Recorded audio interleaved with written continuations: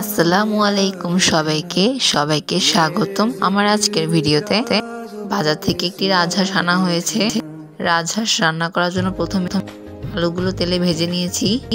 মাংসগুলো ভালো মতো ধুয়ে প্রথমে গরম মশলা, মরিচ গুঁড়ো, হলুদ গুঁড়ো, ধনিয়া, লবণ, আদা রসুন বাটা, পেঁয়াজ কুচি, 3 কাপ খাঁটি সরিষার তেল দিব,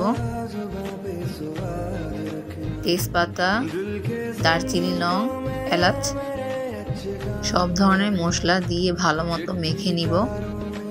মাংসগুলো যত ভালো করে মাখবো মশলাগুলো তত ভিতরে ঢুকবে, এতে টেস্টটা অসাধারণ আসবে। ঢাকার পূর্বাঞ্চলে অনেকে হাঁস খাওয়ার জন্য যাচ্ছে, সেখানে সিরিয়াল ধরে হাঁসের মাংস খাচ্ছে। ওখানে হাঁসের মাংস নাকি অনেক ফেমাস। আপনারা যারা যেতে পারছেন না সেখানে আপনারা এই রেসিপিটি ট্রাই করুন। এই রেসিপিটি অসাধারণ, আপনার রেস্টুরেন্টে যেয়ে খেতে হবে না, চমৎকার একটা রেসিপি।